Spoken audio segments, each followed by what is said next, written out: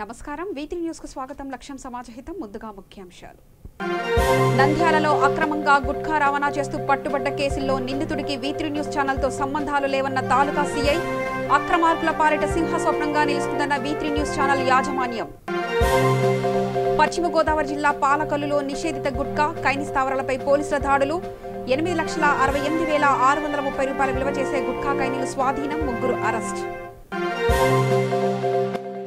రేపల్లె మండలం పెనుమూడి సచివాలయం వద్ద ఆంధ్రప్రదేశ్ వ్యవసాయ కార్మిక సంఘం ఆధ్వర్యంలో నిరసన ప్రతి కుటుంబానికి 7,500 రూపాయల ఆర్థిక సహాయం చేయాలని డిమాండ్ గుంటూరులో బ్లీచింగ్ పౌడర్ కు బదులుగా తెల్లటి పౌడర్ చల్లుతుండగా రెడ్ హ్యాండెడ్ గా పట్టుకున్న స్థానికులు బ్లీచింగ్ పేరుతో ప్రజలను దగా చేస్తున్నారని ఆగ్రహం వ్యక్తం చేసిన స్థానికులు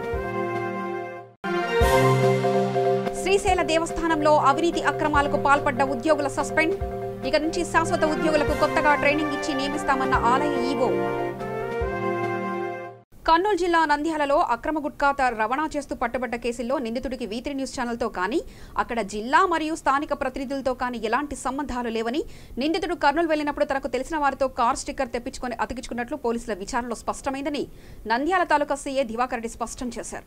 ఈ సందర్భంగా తమ ఛానల్ స్టిక్కర్ను దుర్వినియోగం చేసినందుకు నిందితుడిపై కఠిన చర్యలు తీసుకోవాల్సిందిగా కర్నూలు జిల్లా స్టాఫర్ లక్ష్మీనారాయణ పోలీసులకు వినతి పత్రం సమర్పించారు. సమాజ హితమే లక్ష్యంగా ఏర్పడ్డ V3 న్యూస్ ఛానల్ అక్రమార్కుల పాలిట సింహస్వప్నంగా నిలుస్తుంది తప్ప అక్రమాలకు పాల్పడే వారికి ఆశ్రయం ఇవ్వదని V3 న్యూస్ ఛానల్ యాజమాన్యం మరోసారి స్పష్టం చేస్తోంది. నంద్యాల పట్టణంలో గత 2 రోజుల కిందట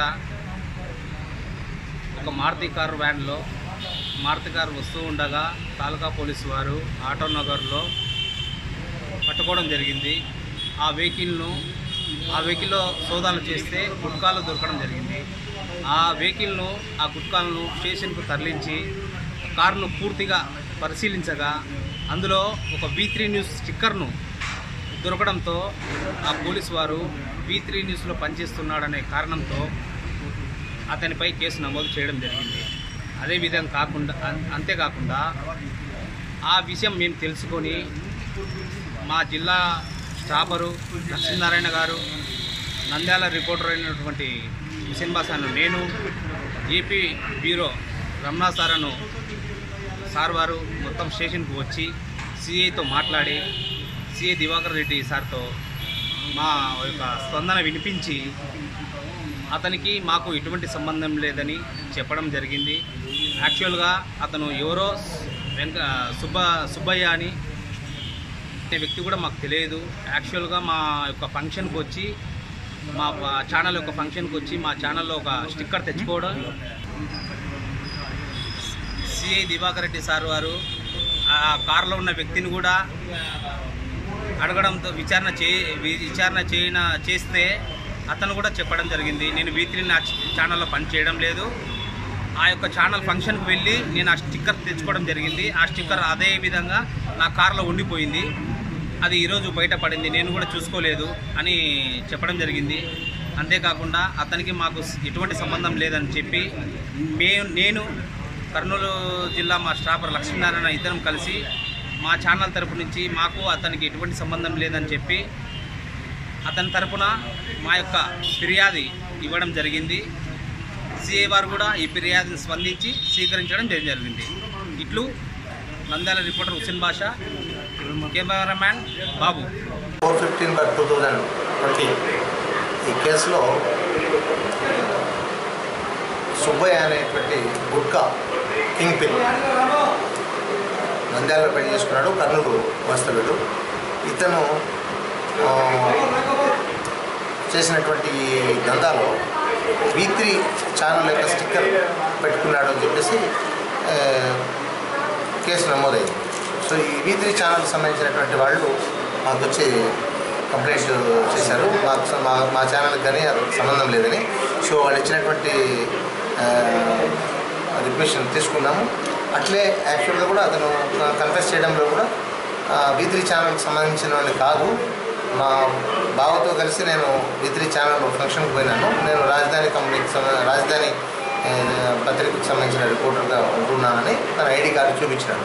సో V3 ఛానల్లో పనిచేసినప్పుడు ఎట్లా తగిలించుకున్నాము అంటే ఆ ఫంక్షన్కి పోయినప్పుడు ఫంక్షన్లో వచ్చేటప్పుడు V3 ఛానల్ కడపలో ఓపెన్ అయినప్పుడు బయటకు వచ్చినప్పుడు వాళ్ళు బావ వాళ్ళ ఫ్రెండ్స్ వాళ్ళ ద్వారా ఎట్నో అతను ఛానల్ సంబంధించినటువంటి స్టిక్కర్ తీసుకున్నాడని, అది అట్లే కారు మీద అతికించుకోబడి లాక్డౌన్ టైంలో కూడా అట్లే ఉంచుకున్నాడని చెప్పినాడు. ఎనివే ఆ ఛానల్ యొక్క స్టిక్కర్ను మిస్యూజ్ చేయడం కూడా నేరం కాబట్టి ఆ విషయం అతనికి తెలిపినాము.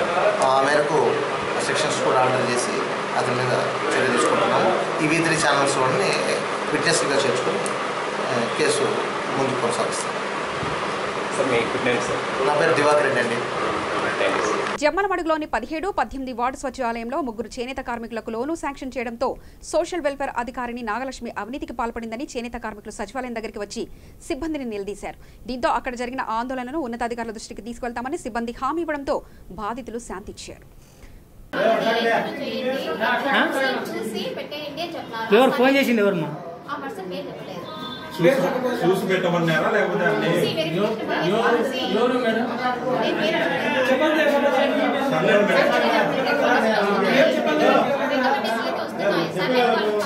చెప్పింటారేమో అనేసి నేను చెప్పేస్తున్నాను. వెళ్తాము మా కనీసారు వచ్చిన తర్వాత అట్లనే వెళ్ళిపోయాను. ఇంకోటి నా పేరు చెప్పకుండా ఎవరు వెళ్ళరు. నేను ఫోన్ చేసి చెప్తాను, ఫలానా వార్డుకు వెళ్ళండి, మీరు చెకింగ్ అంటే పోతారా? మీరు ఎవరు మాట్లాడతారు? ఏమంటారు? ఎడగరా వచ్చి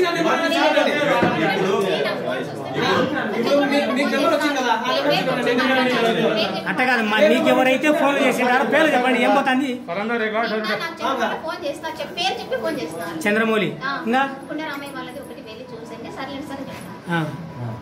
మొన్న కూడా అది ఒక పర్సన్ వచ్చి ఆ రోజు నేను వేరే పనిలో ఉండి పేరు అడగలేదు. ఆ సర్లే వెళ్తాం రండి ఇట్లాంటి ఫోన్లో ఉన్నాను నేను చెప్పేస్తాను.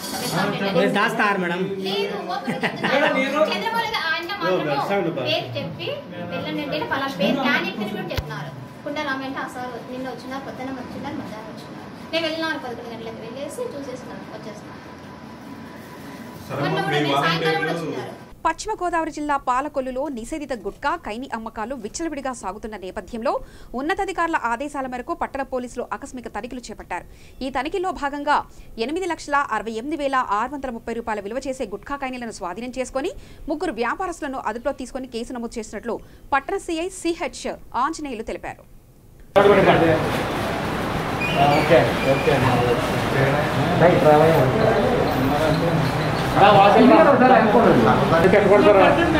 మేరకు ఉత్తర్వుల మేరకు నరసాపురం DSP గారి ఆదేశాల మేరకు నేను మా SI గారికి రాబడిన సమాచారం మేరకు పాలకొల్లు పట్టణంలో కిల్లీ షాపులు నిర్వహించున్న తెరనాకుల నారాయణ మరియు పాలకొల్లు శ్రీనివాస్ షాపుల మీద దాడి చేయగా వారి వద్ద నుంచి గుట్కా పాన్ పరాగులు లభించినది.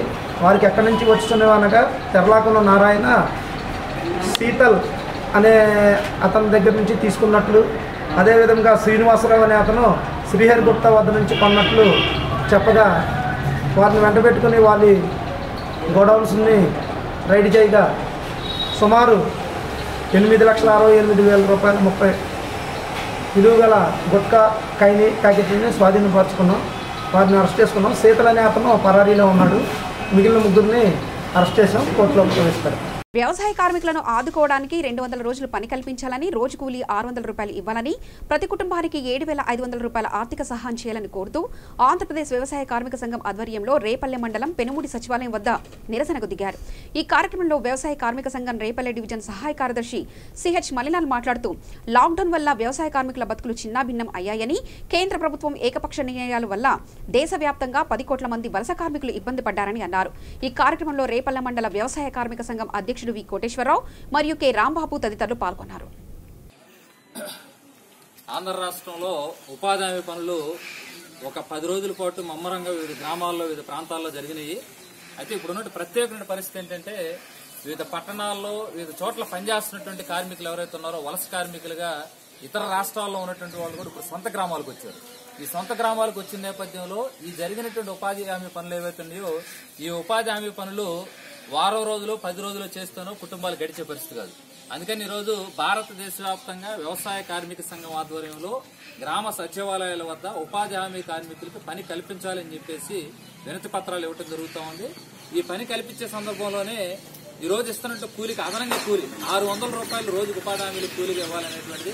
అట్లానే ఉపాధి హామీ పనికి సంబంధించి గతంలో 100 రోజులు కల్పించాలంటే చట్టంలో ఉంది. ఇప్పుడు 100 రోజులు ఉపాధి హామీ పని కల్పిస్తే మిగిలినటువంటి అన్ని రోజులు కూడా ఖాళీగా ఉండాలని పరిస్థితులు ఏర్పడి, ఎందుకంటే వివిధ వృత్తులు చేస్తున్నటువంటి వాళ్ళందరూ సొంత గ్రామాలకు వచ్చారు కాబట్టి ఖచ్చితంగా 200 రోజులు పని చూపించాలనేటువంటి డిమాండ్ చేస్తున్నాం. అట్లానే ఉపాధి హామీ జాబ్ కార్డులో వ్యవసాయ కార్మికులు నమోదైనటువంటి కుటుంబాలు ఉన్నటువంటి వాళ్ళందరూ కూడా ప్రతి కుటుంబానికి 7,500 రూపాయలు ఇవ్వాలని డిమాండ్ చేస్తున్నాం. ఎందుకు 7,500 రూపాయలు అడుగుతున్నాం అంటే 20 లక్షల కోట్ల రూపాయలతో కేంద్ర ప్రభుత్వం ప్యాకేజీ ప్రకటించింది. ఈ ప్యాకేజీ ప్రకటించిన దాంట్లో కింద స్థాయిలో ఉన్నటువంటి కూలీలుగా ఉన్నటువంటి వాళ్ళకి డబ్బులు ఇస్తేనే ఈ రోజు గ్రామాల్లో ఉన్నటువంటి వాళ్ళు, వ్యవసాయ కూలీలు ఉన్నటువంటి వాళ్ళు జీవనాలు గడిచే పరిస్థితి. అందుకని ఇవ్వాలి. అట్లానే ఈరోజు ఎంపీడీఓ గారితో ఫోన్లో మాట్లాడాము. ఇక్కడ పెనుమూడి సచివాలయం పరిధిలో కూడా రాతపూర్వక రిప్రజెంటేషన్ ఇచ్చాము. పెనుమూడి పరిధిలో ఉన్నటువంటి వాళ్ళందరికీ కూడా ఉపాధి హామీ కార్డులు, జాబ్ కార్డులు పొందినటువంటి వాళ్ళందరూ కూడా పని చూపించాలి. పని చూపించిన నేపథ్యంలో డబ్బులు జమ చేయాలని చెప్పేసి వ్యవసాయ కార్మిక సంఘంగా అడుగుతాం. మాజీ ఎమ్మెల్యే వరదరాజులరెడ్డి పోలీసులపై చేసిన వ్యాఖ్యలపై పోలీస్ సంఘం అసంతృప్తి వ్యక్తం చేసింది.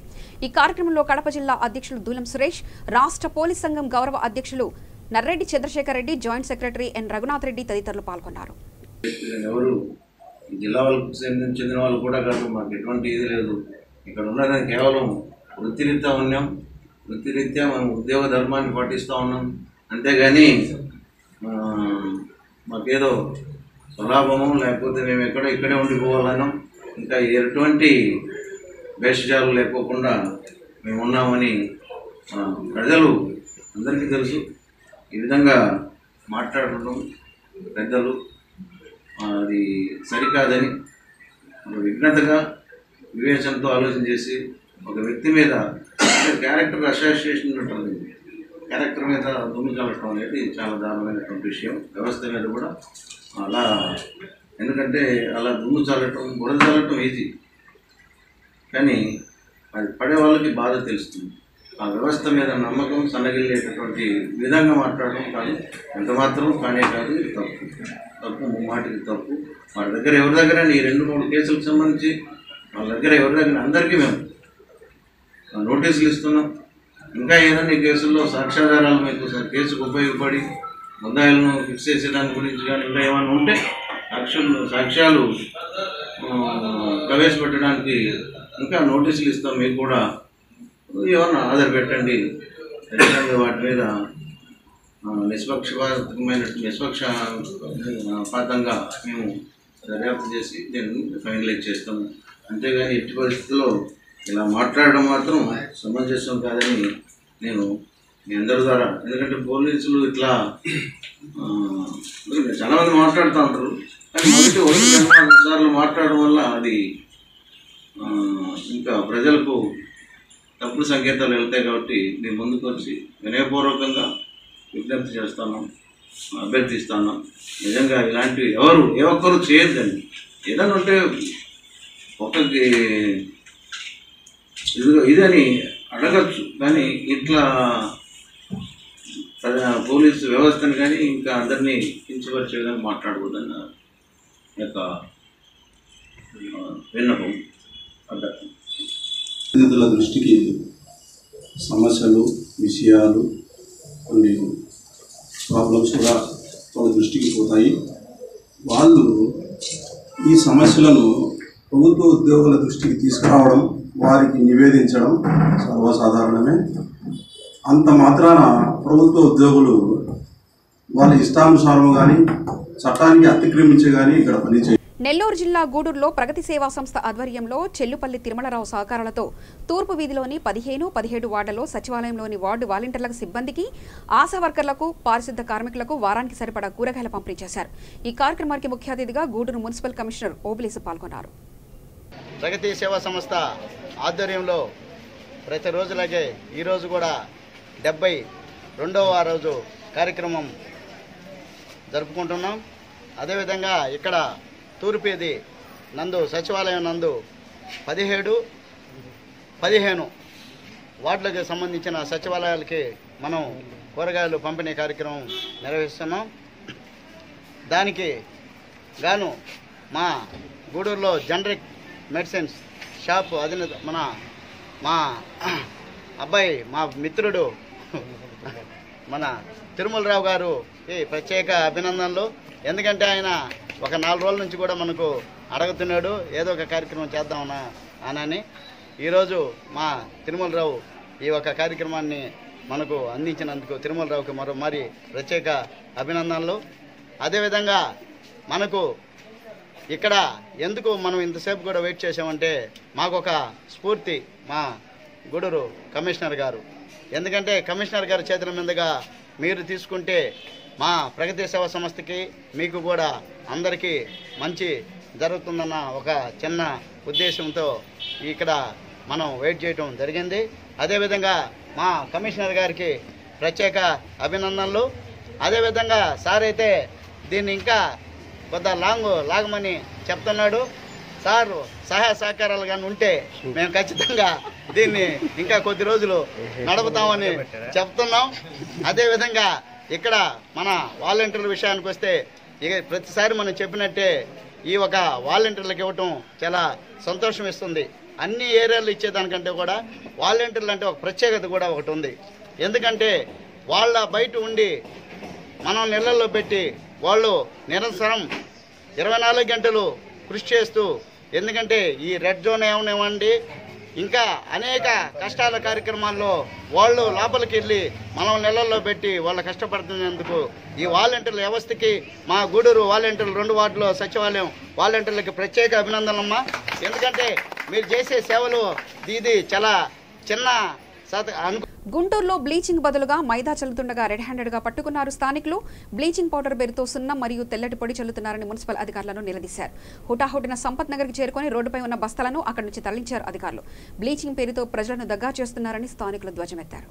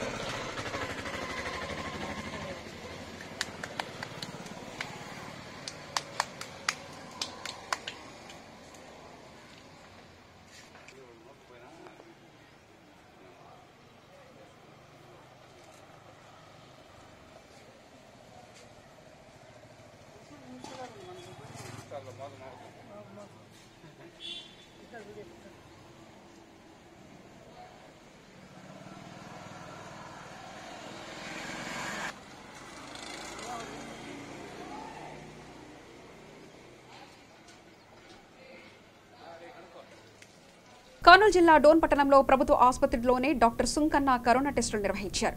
కరోనా లక్షణాలతో ఇతర రాష్ట్రాల నుంచి కంటోన్మెంట్ ప్రాంతాల నుంచి వచ్చిన వారికి ఎంతమందికి ఉంటే అంతమందికి టెస్టులు నిర్వహిస్తామని ఇన్ఛార్జ్ సూపరింటెండెంట్ డాక్టర్ బాలచంద్రారెడ్డి తెలిపారు. ఈ కార్యక్రమంలో doctor Sunkanna, health department Krishnamohan, వారి సిబ్బంది పాల్గొన్నారు.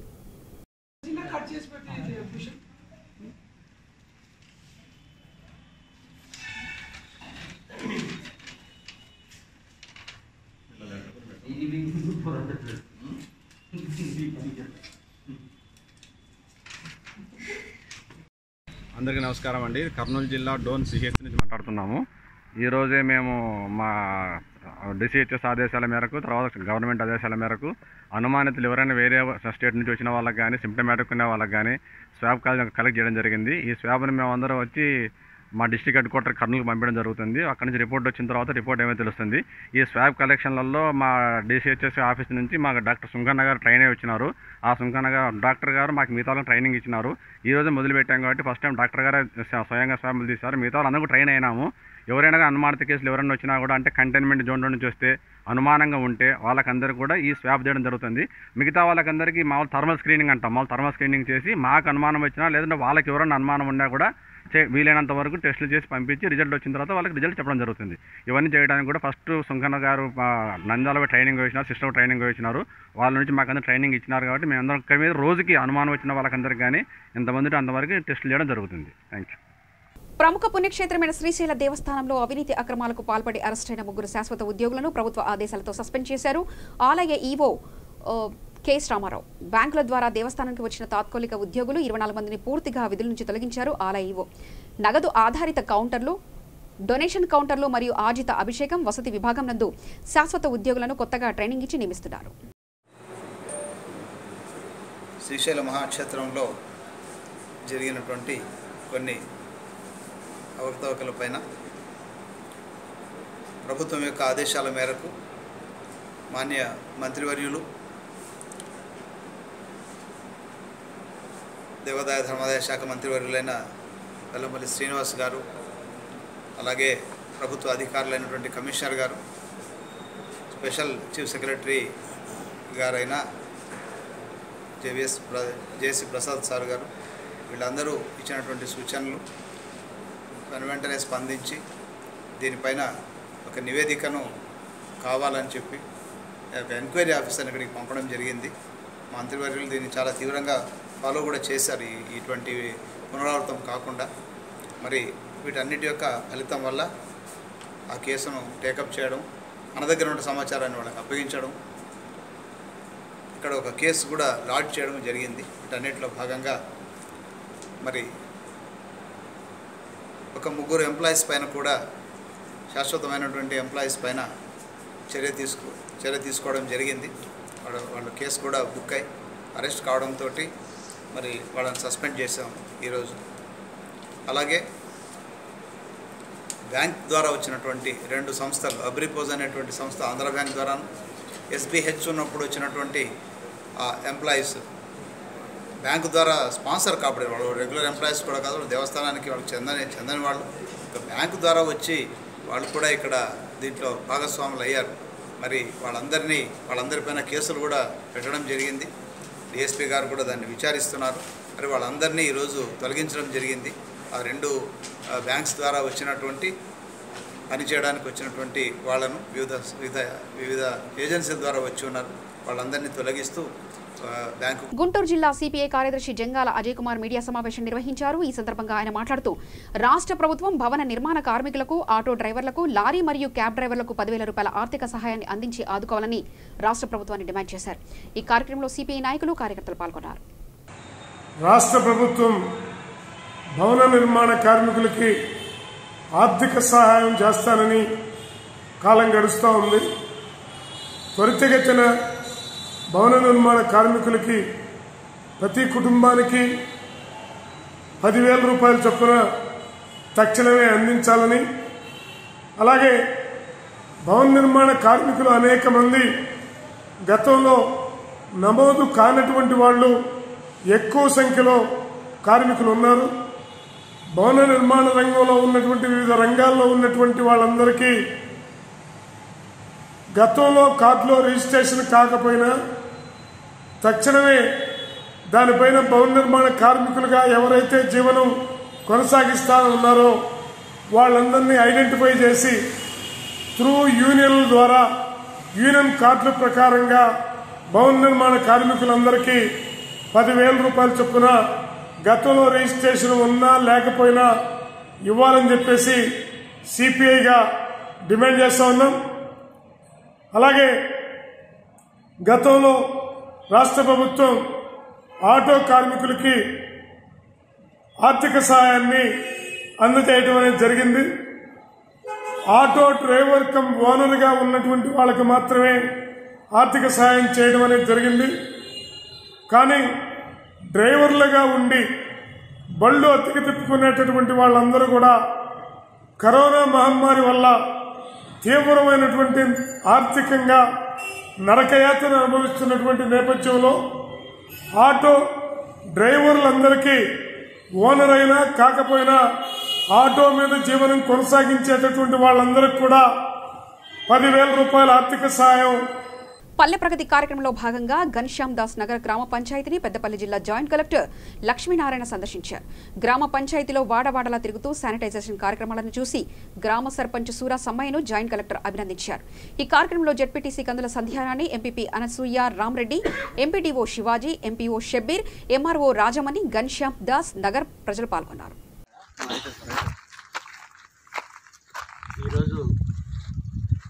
సంపూర్ణ పారిశుద్ధ్య కార్యక్రమంలో భాగంగా పాలకుర్తి మండలంలోని జీడీ నగర్ గ్రామ పంచాయతీ పరిధిలో మరి గ్రామాలన్నింటినీ కూడా పరిశీలించడం జరిగింది. మరి నాతో పాటు జెడ్పీటీసీ గారు, ఎంపీపీ గారు, ఎంపీఓ గారు, ఎంపీపీ అందరూ కూడా సర్పంచ్లు, ఎంపీటీసీలు, మరి అధికారులతో పాటు మరి ఆర్డీఓ గారు, తహసీల్దారు, ఎంపీడీఓ, ఎంపీఓ అందరూ కూడా పాల్గొనడం జరిగింది. మరి గ్రామాన్ని పరిశీలించినట్టయితే గత 4 రోజులుగా పూర్తి స్థాయిలో ఈ గ్రామంలో పారిశుద్ధ్య కార్యక్రమాన్ని చేపట్టినట్టుగా ఉంది. ప్రపంచ పర్యావరణ దినోత్సవాన్ని పురస్కరించుకొని పెద్దపల్లిలో సావిత్రిబాయి పూలే మరియు జీవనది ఫౌండేషన్ అధ్యక్షురాలు నీలరపు రజిత 200 మొక్కలు నాటారు. ఈ కార్యక్రమానికి ముఖ్య అతిథులుగా పెద్దపల్లి మున్సిపల్ చైర్మన్ దాసరి మమతారెడ్డి మరియు మున్సిపల్ కమిషనర్ తిరుపతి హాజరయ్యారు. అదేవిధంగా సావిత్రిబాయి పూలే మరియు జీవనది ఫౌండేషన్ అధ్యక్షురాలు మాట్లాడుతూ ప్రపంచ పర్యావరణ దినోత్సవ సందర్భంగా ప్రతి ఒక్కరూ మొక్కలు కాపాడుకోవాలని, కాలుష్య నివారణకు మొక్కల పెంపకం తప్పనిసరి అని అన్నారు. ఈ కార్యక్రమంలో వార్డు కౌన్సిలర్ ఉప్పు స్వరూపారాజు మరియు జీవనది ఫౌండేషన్ సభ్యులు అట్ల శ్రావణ్ యాదవ్, గడుసు, అజయ్ తదితరులు పాల్గొన్నారు. ప్రపంచ పర్యావరణ దినోత్సవం సందర్భంగా పెద్దపల్లి మున్సిపల్ పరిధిలోని 22వ వార్డులో జీవనది ఫౌండేషన్ గారి ఆధ్వర్యంలో వాళ్ళ మొక్కలను గౌరవ చైర్పర్సన్ డాక్టర్ మమతారెడ్డి గారి చేతుల మీదుగా ప్లాంటేషన్ చేయడం జరిగింది. అందులో భాగంగా ఏదైతే పర్యావరణాన్ని కాపాడుకోవాలనే బాధ్యత ప్రతి ఒక్క పౌరుని మీద ఉంటుంది కాబట్టి మేడం చెప్పినట్టు ఆ పర్యావరణం మనం కాపాడితే మనం పర్యావరణం కాపాడుతుంది.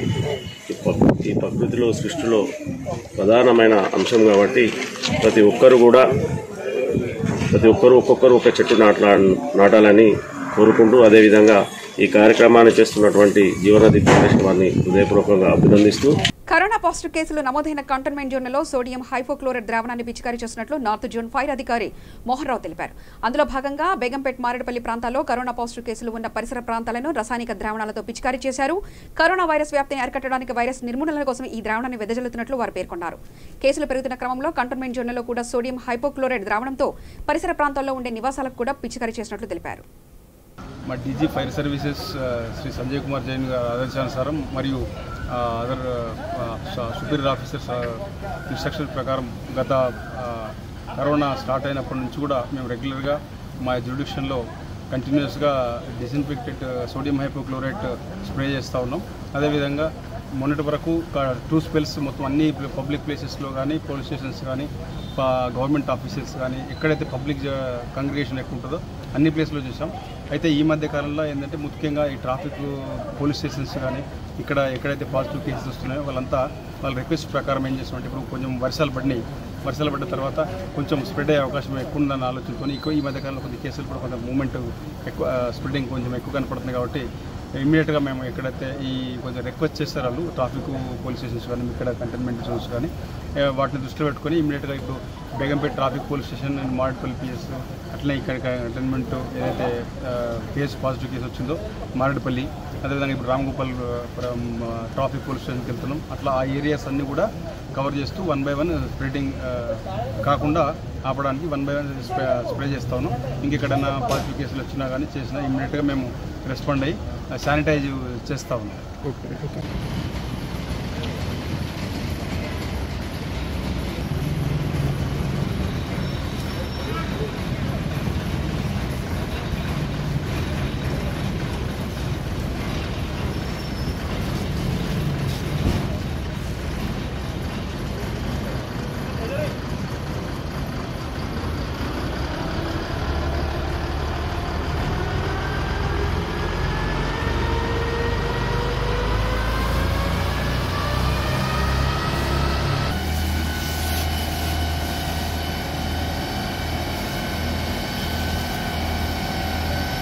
వార్తలు ముగించే ముందు ముఖ్యాంశాలు మరోసారి చూద్దాం.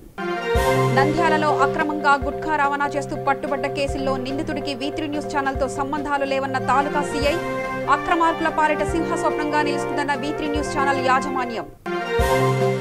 పశ్చిమ గోదావరి జిల్లా పాలకొల్లులో నిషేధిత గుట్కా, కైని స్థావరాలపై పోలీసుల దాడులు.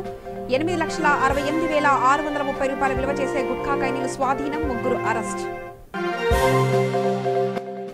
రేపల్లె మండలం పెనుమూడి సచివాలయం వద్ద ఆంధ్రప్రదేశ్ వ్యవసాయ కార్మిక సంఘం ఆధ్వర్యంలో నిరసన. ప్రతి కుటుంబానికి 7,500 రూపాయల ఆర్థిక సహాయం చేయాలని డిమాండ్. గుంటూరులో బ్లీచింగ్ పౌడర్ కు బదులుగా తెల్లటి పౌడర్ చల్లుతుండగా రెడ్ హ్యాండెడ్ గా పట్టుకున్న స్థానికులు బ్లీచింగ్ పేరుతో ప్రజలను దగా చేస్తున్నారని ఆగ్రహం వ్యక్తం చేసిన స్థానికులు. శ్రీశైల దేవస్థానంలో అవినీతి అక్రమాలకు పాల్పడ్డ ఉద్యోగుల సస్పెండ్. ఇక నుంచి శాశ్వత ఉద్యోగులకు కొత్తగా ట్రైనింగ్ ఇచ్చి నియమిస్తామన్న ఆలయ ఈవో. సమగ్ర సమాచార శ్రవంతికై చూస్తూనే ఉండండి V3 న్యూస్. లక్ష్యం సమాజహితం.